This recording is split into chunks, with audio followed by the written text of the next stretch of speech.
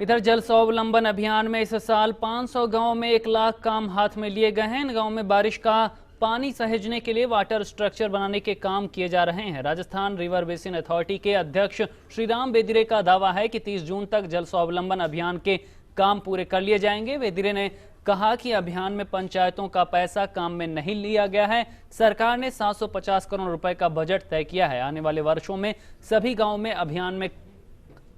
गांवों को अभियान में कवर कर लिया जाएगा। अब गांव की तर्ज पर शहरों में भी जल स्वावलंबन अभियान चलाया जाएगा। श्रीराम बेदरे से बातचीत की हमारे संवाददाता गोवर्धन चौधरी ने।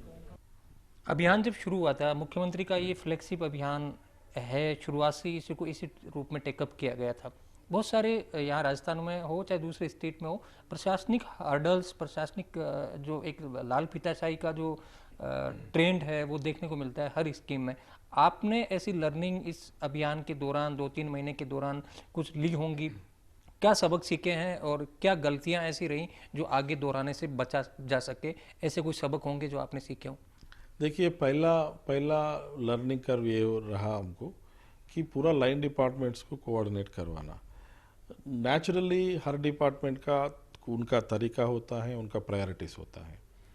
तो जब आप सब मिलके काम ये करो बोलेंगे तो बोलना इतना आसानी है, वो होना इतना आसानी नहीं है। तो हम इसमें 7-8 लाइन डिपार्टमेंट्स का पूरा इसमें शामिल करवाया। तो एक डिपार्टमेंट का काम और दूसरा डिपार्टमेंट का काम, इन दोनों का फील्ड में मिलन जुलन होने का पूरा कोशिश रहा हमारा। तो इतना आसानी नहीं था। तो मगर हमने पहले जो वो जो प्लानिंग करते समय ही जो डीपीआर बनाते हुए समय से ही इन लोगों को जुड़वा के कोऑर्डिनेट करवा के वो हमने कन्वर्जेंस करवाया। फिर भी हमको थोड़ा प्रैक्टिकल फील्ड में जो डिफ़िकल्टीज आया था कि सर्वे में अगर एक डिपार्टमेंट का आदमी नहीं गया तो उनका जो काम है वो इसमें कोऑर्डिनेशन करने के लिए थोड़ा मुश्किल हुआ था। तो हमने स्टेट से फिर हमारा एक्सपर्ट्स को लगा के वो गैप्स फिलअप करना पड़ा। तो आने वाले दिनों में ये जो लाइन डिपार्टमेंट्स का कन्वर्जेंस जो है, इसमें 100% पूरा प्लानिंग स्टेज पे ही पूरा कोऑर्डिनेशन हो, जैसा हमारा प्लानिंग होगा आने वाले साल में। और दूसरा है जो इस साल हमने टेक्नोलॉजी यूज़ किया था, इसमें पहली बार जो हम टेक्नोलॉजी यूज़ करते समय तो वेबसाइट बनाने का, मोबाइल एप्लीकेशन बनाने का, जियो टैगिंग में हमको कुछ डिले हुआ। बट ये डिले इतना नहीं हुआ कि जो हम काम कर रहे हैं उसका इफ़ेक्ट हो जाए। सही समय पे हमको ये पूरा टेक्नोलॉजी हाथ में आया। तो इस साल हमने ये पूरा कर चुके हैं। तो आने वाले साल में ये सब हमारे हाथ में ऑलरेडी अवेलेबल हैं। तो जो लाइन डिपार्टमेंट्स कन्वर्जेंस और टेक्नोलॉजी के उपयोग करते हुए और जो काम करने का तरीका भी हमने जो श्रमदान देखा, लोगों का काइंड देखा और लोगों का सपोर्ट देखा और कॉर्पोरेट सोशल रिस्पॉन्सिबिलिटी देखा, एनजीओज़ का काम कैसे होते हैं वो सब देखा। तो इस अभियान में सब सोशल ग्रुप्स को शामिल करते हुए, लोगों का श्रमदान लेते हुए, गवर्नमेंट बजट सही तरह से यूज़ करते हुए, लाइन डिपार्टमेंट्स का कन्वर्जेंस करते हुए, टेक्नोलॉजी अच्छे तरह से यूज़ करना, ये सब आने वाले सालों में इस साल में जो भी हमने सीखा वो आने वाले सालों में बहुत उपयोग आएगा। और हम पूरा बड़ा और एनर्जी से और अच्छा तरह से प्लान करके आने वाले सालों में एक बहुत बढ़िया अभियान और इससे ज़्यादा बहुत बढ़िया अभियान बना देंगे। एरिया ऑफ इम्प्रूवमेंट भी आपने देखे होंगे, कौन से एरिया ऑफ इम्प्रूवमेंट रहे हैं अब तक और आगे जिनको इम्प्रूव करने की ज़रूरत है आपकी नज़र में अब तक के एक्सपीरियंस के हिसाब से? एरिया जैसा मैंने बताया वो डिपार्टमेंट्स का कोऑर्डिनेशन होना चाहिए, एक है। दूसरा जो पूरा वाटरशेड इतना काम हमने लिया तो थोड़ा मैन पावर दिक्कत था हमको, क्योंकि वाटरशेड डिपार्टमेंट इतना बड़ा डिपार्टमेंट नहीं होता है।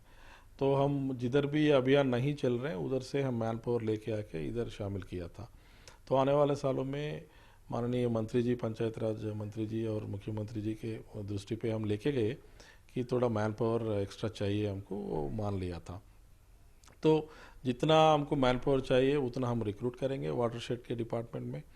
और जो पंचायत राज इंस्टीट्यूशंस का, जिधर भी वाटरशेड का खुद का मैकेनिज्म नहीं था उधर हम पंचायत राज इंस्टीट्यूशंस में डिपेंड हुआ। तो पंचायत राज इंस्टीट्यूशंस का को भी इस वाटरशेड स्ट्रक्चर्स को ट्रेनिंग करने का हमने एक वो चीज़ हम इस बार हमने देखा कि उनका भी ट्रेनिंग चाहिए, जो अच्छा क्वालिटी से वाटरशेड स्ट्रक्चर्स बनाने का, पंचायत राज इंस्टीट्यूशंस को भी ट्रेन करने का। तो इस बार आने वाले साल में ये ट्रेनिंग का एस्पेक्ट भी हम देखेंगे।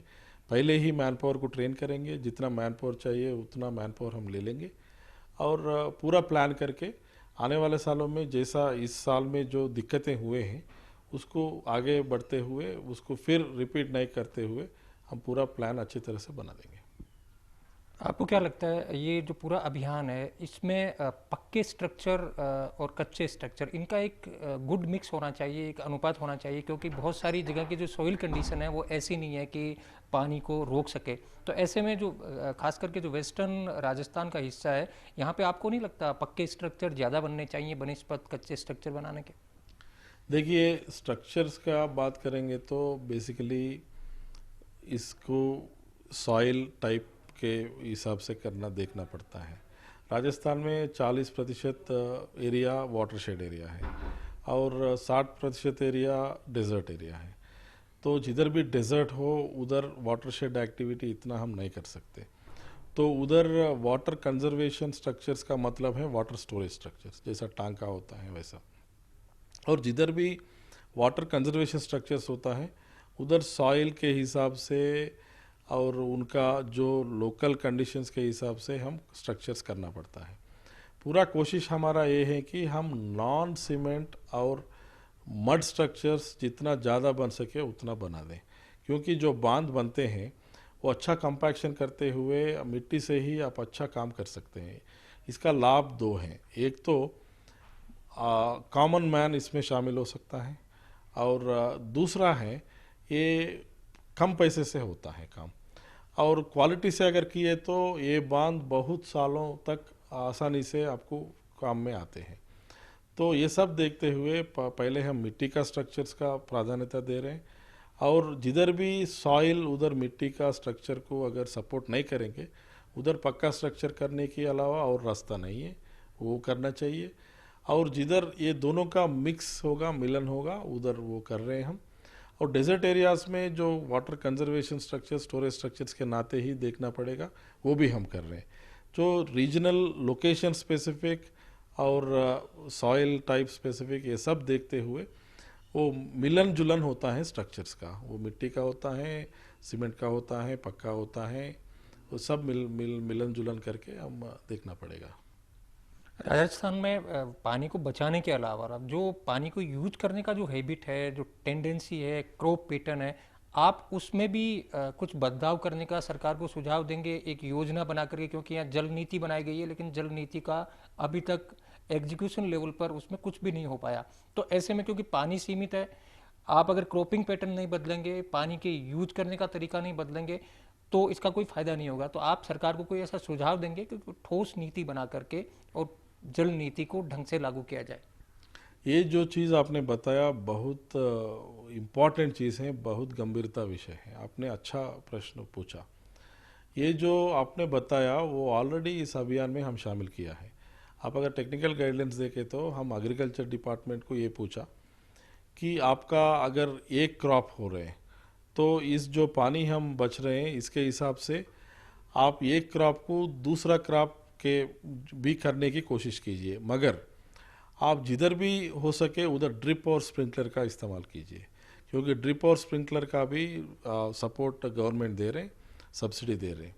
जिधर भी हो सके जो फार्मर्स जो सब्सिडी लेके वो खुद का पैसे 10% 20% देना चाहिए, वो देने वाले जो लोग होता है उस जगहों पे ड्रिप और स्प्रिंकलर लगा के जितना पानी है उतने से डबल प्रोडक्टिविटी, ट्रिपल प्रोडक्टिविटी आते हैं क्रॉपिंग प्रोडक्टिविटी ये करने के, बढ़ाने के लिए। और जिधर भी एक क्रॉप है वो दूसरा क्रॉप को जाने के लिए भी अगर पानी का एक जो पानी हमारे पास है उसी पानी को लेते हुए हम अगर ये ड्रिप और स्प्रिंकलर के माध्यम पे गया तो आपका प्रोडक्टिविटी बढ़ेगा।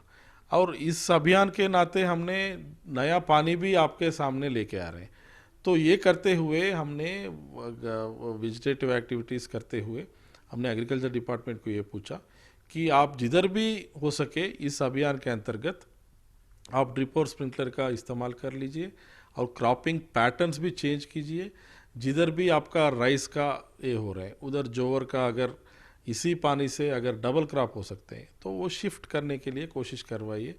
और जिधर भी कमर्शियल क्रॉप्स भी हो सकता है, हॉर्टिकल्चर भी हो सकता है, तो जो प्रोडक्टिविटी बढ़ेगा और जो नंबर ऑफ क्रॉप्स बढ़ेगा और एक एक क्रॉप में प्रोडक्टिविटी बढ़ेगा, वो इस अभियान में ही हमने शामिल किया है।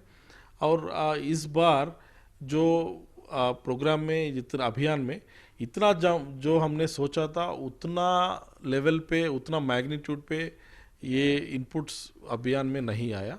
आने वाले सालों में ये अभियान इस अभियान में ऐसा वाले चीज़ों को भी हम बहुत ध्यान देके जितना हम फोकस पानी के उपलब्धता में कर रहे हैं उतना फोकस हमारा पानी के यूटिलाइजेशन में भी होना चाहिए। ये आने वाले सालों में हमारा मकसद रहेंगे।